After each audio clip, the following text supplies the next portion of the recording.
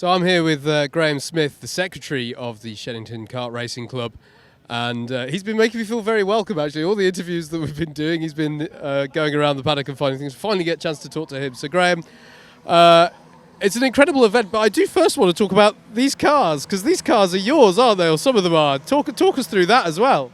Well, a couple of them are mine. I've got a Mini Cooper S here, and at the far end there's a Ford Escort Mark II in Rothman's colours, which is a replica of the Ari Vatanen and Dave Richards, who of course now is chairman of the Motorsport UK. So it's a replica of the car they won the Acropolis Rally in 1980. So it's quite exciting to have that and to take it to some shows. And then we've got a Ford Capri RS 3100, a straight six MG, big engine MG, and a very, very immaculate mini pickup which belongs to Mark Allen, who is one of our traders here and runs a kart team with his son Scott Allen. So yeah, it's a fantastic club, and you know, we just thought we'd bring some cars like that along to amongst the karts. Absolutely, and it adds to a really impressive paddock of karting. We've got 271 competitors, I think, here when I last checked the entry list. It really is an incredible turnout this year for this event. Tell us a bit of the history of the Shenington SuperPrix. Well, the SuperPrix started in 2000, which was our 40th anniversary, and of course next year we're going to be celebrating the 60th anniversary of the club. And we also brought along some classic and historic karts for the first time, and a lot of people started to think they needed to keep them, you know, and nurture them and restore them, and that has grown enormously now. And the British Historic Kart Club and the Legends have karts going back to the late 50s, early 60s, and there's about 100 historic karts this weekend, as well as the 270 odd modern karts racing, and about 80 of them will be going out of the track as well. There'll be demonstrations at lunchtime and after practice each day, so that's something else people can look forward to. I think it's important, you were mentioning there, next year will be the club's 60th anniversary. It's also a sort of a special year as well for the historic folks, with it being 60 years since the first British race. It's a really sort of special moment, isn't it, within historic karting, within the history of karting, one should say, in this particular sort of 2-year period. You know, I'm not absolutely sure when the first actual kart race took place. It started with the Americans bringing karts across from the US and racing them around the US air bases, and that was around about 57, 58, and then somewhere about 59, I think, the RAC, as it was then, said we've got to get involved with this and do some proper regulations. I remember there was pictures of Graham Hill and other people racing in the first race, I think somewhere around about Brands Hatch, but the historic guys could probably tell you more about that than I can. But yeah, we've got nearly 300 members in Shenington Kart Racing Club.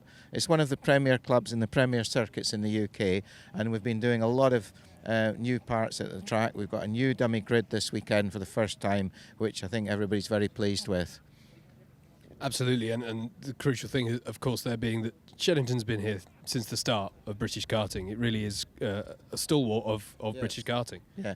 Yes, it's had many, many famous races, and all the famous drivers have raced here, you know, starting Jason Plato, David Coulthard, then you're coming on to the more modern ones. Of course, Lewis Hamilton raced here, Anthony Davidson, you know, everybody that's in Formula One from Britain, and the more recent ones like George Russell, Alex Albon, and all these ones. You know, they've all raced at Shenington in their careers. They've all had exciting races, big championships. Now this weekend, it's as well as the Shenington SuperPrix, where the winner, the top club member in each class gets an SP plate, standing for SuperPrix, to use for the next year. The winner of each class gets the E plate, which is E for the English champion. So this is the English Championship meeting, and they can use the E on their kart for the next 12 months. Fantastic stuff, and obviously something that everybody would quite like to have. Just to finish off then, all this historic kart machinery here, is there a particular favourite for you that stands out? On the historic karts, well, I've got my own historic kart, which is a 1969 SIP Concorde, but I really love the twin gearbox karts, the twin cylinder 125s and that, because they make such a tremendous noise when they get the throttle puts down on the track. And they sound like a Formula 1 car, really. And I mean, driving a gearbox kart is like driving a Formula 3, Formula 2 car. It's so, fast. It's 0 to 60, under 3 seconds. Top speeds of the gearbox karts here touching at 100 miles an hour. So pretty exciting racing ahead. Graham, it's a fantastic track and event, and long may it continue. Thanks for talking to us. Thank you. X30 Junior, I'm acutely aware that I didn't quite manage to get through all the grid for that last one, so let's talk you through them as we're waiting for them to come out on track. Caden McQueen will start this one from pole position, and then it should be Lorenzo Cordal alongside Christian Brooks, and Alfie Brooks will make up your second row, and then it'll be Cap Pascuza and Matthew Hyde on row 3. Row 4 is going to be Connor Clifford and Lucas Romanek. Then it'll be Charlie Thompson and Finley Dunn to round out the top 10. Jack Plant and Nathan Clifford will be on row 6. Row 7 will be Harry Pears and Jack Williams. Lucy Balding and Charlie Cole will be your 8th row of the grid. Row 9 is going to be Harry Cottrell and Alexander Johnston. Then it'll be Max Speed and Oliver Henwood to round out your top 20. Your 11th row of the grid will be Alex Doddington and Reece Newburn. Then it'll be Mason Reeve and Finley McKee on row 12. Row 13 will be Vishal Patel and Michael Davey, and then Darryl Taylor will round out the 27 kart grid. Nice healthy grid size here for our final in the Junior X30s, supported by Birrell Art, and we're ready and away. Here Caden McQueen leads them away into Park Bend. 27 karts all wanting to take the victory as they stream through Cafe Corner. I'm delighted to say, with a grid of this size, that they all seem to make it through cleanly up until this point. Breaking into Stratford, hairpin. 2 wide, 3 wide in some parts of the field there, but it looks to me like Caden McQueen has been able to hold on to this one. He'll retain the pole position, I should say, in the opening moments of this race. He's under very close attentions, though, here from Lorenzo Cordal in the number 20 there, as the 36 of Charlie Thompson is getting quite racy there through Wilkins. Caden McQueen does lead, though. Lorenzo Cordal in second, Christian Brooks in third, Kak Pascuza your top 4. As they're still battling away frantically in the mid-pack here. Caden McQueen is going to want to try and just bridge a bit of a gap here, but I don't know if Cordal is going to let that happen as they snake their way through the chicane for the second time. But Cordal's got to be careful here because Christian Brooks is ready and waiting to pounce for second place. Kak Pascuza as well there in 4th place. In fact, Pascuza looks at the inside now of Christian Brooks through Cafe Corner. And I think he's got the job done. The number 11 is up to 3rd place, so that's Kak Pascuza up into 3rd place ahead of Christian Brooks now. As we look further back at, I believe that was Harry Pears trying to get past Charlie Thompson, unless I'm very much mistaken. So that's Caden McQueen, Lorenzo Cordal, Kak Pascuza, and then Christian Brooks. And also in 5th place, it's Alfie Brooks as well. You can see everyone taking that slightly tighter line heading into Wilkins, and what it's doing is allowing everybody to close up, so there's not a lot of field spread in the early phases here in your X30 Junior final. I can see out my window Matthew Hyde and Charlie Thompson are having a good battle in the 51 and 36 respectively. Rightly so, though, we're keeping our pictures with the lead pack here. I'd say the top 6 now are part of this. Caden McQueen, Lorenzo Cordal, Kak Pascuza, Christian Brooks, Alfie Brooks and Connor Clifford is your 6th place racer here.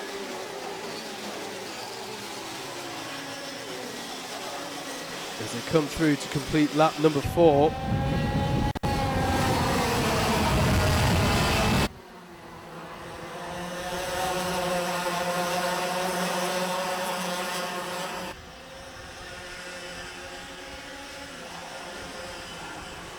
Caden McQueen leads them through Stratford hairpin once again.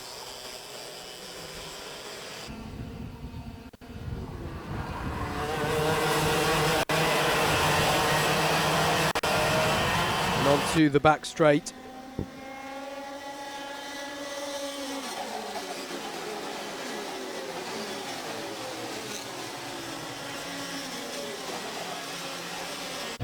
Lorenzo Cordal still keeping our leader honest here. No major changes at the front. Daryl Taylor's just got past Harry Peers into 10th place.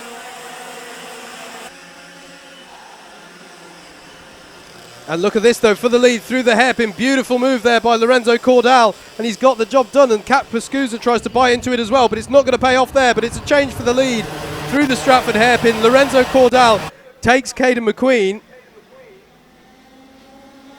and it's now the 20 that leads, but McQueen is ready to fight back. Cordal feels the need to defend into Wilkins.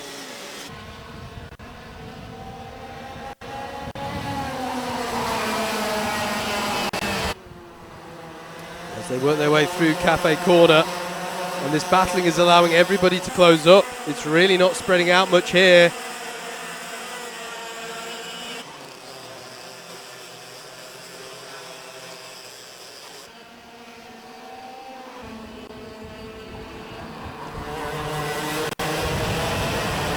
Come out onto the back straight now. What's happened there to Cordal? Caden McQueen's got back. Caden McQueen's got back along with Cat Pascusa. Apologies. There's a slight issue with timing. There goes Scusa. Cat Pascusa through as well, through Park Bend. So there's now Cat Pascusa from Caden McQueen, and then Lorenzo Cordal. All change amongst the top three here. Under 5 minutes to go, plus that lap, remember.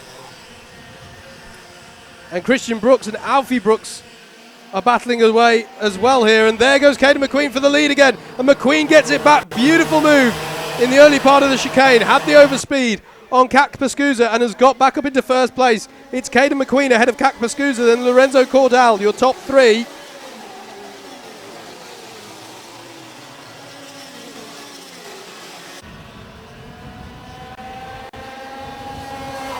Christian Brooks in fourth, Alfie Brooks in fifth, Lucas Romanek in sixth. Through Pit Bend they come. I'd say the top 12 are separated by just 2.8 seconds. It is quite a stream of karts here at the head of the field.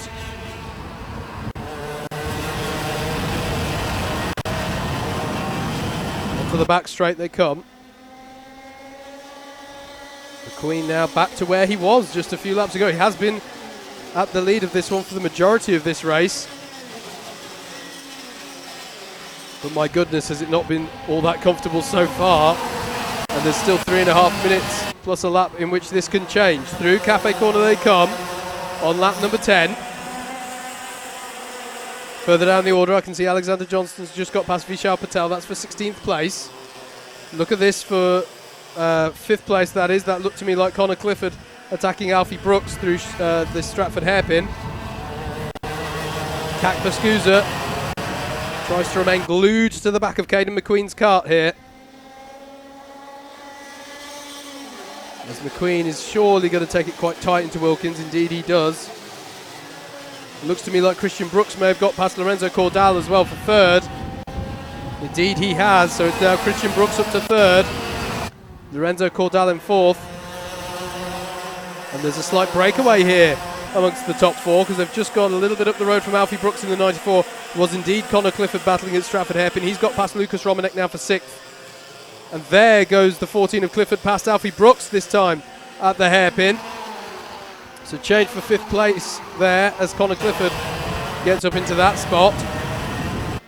Caden McQueen leads, Cat Pascusa in second, Christian Brooks in third, Lorenzo Cordal in fourth. Then there's a slight gap back to Connor Clifford now in the number 14. Oh, and that was an attempt by the number 12 on the 73. That was Daryl Taylor trying to get past Lucas Romanek for 7th place into Wilkins, but it didn't quite work. I'm afraid he rode up onto the side of Romanek's kart there, and it's put them both down the order a bit. Frustration there for both. Oh, And there's more contact there, the 28 and the 51. That's Finley Dunn and Matthew Hyde up at the Stratford hairpin. And that's a disaster for those two drivers. They're tumbling down the timesheets now. And in sympathy spins the 35 as well. Not sure if contact's brought that about, but Finley McKee has also spun around. And they're still having problems getting going, these two drivers. Now he gets underway. Does Matthew Hyde and Finley Dunn now trying to get underway as well, but they've lost the best part of a lap there, I'm afraid. So drama for those drivers there. It's still Caden McQueen at the head of the field here, as there's less than a minute to go before we initiate the last lap. Yellow's still out for the stricken karts up at the hairpin. I think there's an issue for one of them getting going. But look how close now Kak Pascusa is to the back of Caden McQueen's kart, and Christian Brooks has played this one brilliantly to bring himself into contention in the last few moments. There's your top four crossing the line now to begin lap 14. Caden McQueen in the 42, Kak Pascusa in the 11, Christian Brooks in the 82, and Lorenzo Cordal in the 20. Anything can happen, but you'd wager that our winner is going to come out of this pack of four here. It's Connor Clifford who leads the pack behind them in 5th place, should it all come to tears here. This is the penultimate lap. Next time they come round, they will start the final lap of the race. Going really tight goes the top three. Lorenzo Cordal goes for a wider line to try and get a good run coming onto the last lap, and he has got a good run coming onto the last lap. Here we go then. Caden McQueen leads them into Park Bend. Lorenzo Cordal is having a real look at Christian Brooks over 3rd place here. He wants to get up to challenging a higher spot than this. He doesn't want to be the one person of this four not to feature on the podium. The top three go defensive though, and that's going to allow Cordal to get alongside Christian Brooks. Christian Brooks goes far to driver's right to try and defend, and it's worked for him. It has meant that he's dropped back a little bit from Kak Pascusa. Pascusa may now feel the freedom to attack McQueen. McQueen goes to driver's right on the back straight. He's wise to an attack into Hanger straight. He's going to go super defensive into Wilkins and then hope that Scusa doesn't get the switch back out the corner. And I think he's going to hold on to it as they come around the final corner now. Caden McQueen takes the win, does he? Just as they cross the line, I wait for timing to confirm it. That was so close across the line, but I think it was Caden McQueen who took the win. It was indeed by 7/100ths of a second. Kak Pascusa in second. Lorenzo Cordal rounds out your podium. Provisionally, at least we say, bear in mind. Christian Brooks in 4th, 5th for Connor Clifford. Then it was Alfie Brooks, Harry Pears, Charlie Thompson, Jack Plant, Darrell Taylor to round out your top 10. Then it was Jack Williams, Charlie Cole, Lucas Romanek, Alexander Johnston, Harry Cottrell, Vishal Patel, Reese Newburn, Max Speed, Lucy Balding, Nathan Clifford rounds out your top 20. Then was Michael Davey, Oliver Henwood, Mason Reeve, Finley McKee, Matthew Hyde, Finley Dunn, and Alex Doddington. But provisionally, at least by 7/100ths of a second, we say that Caden McQueen is your champion in X30 Juniors for 2019 Teng Tools SuperPrix. Next is going to be the A final in Senior X30.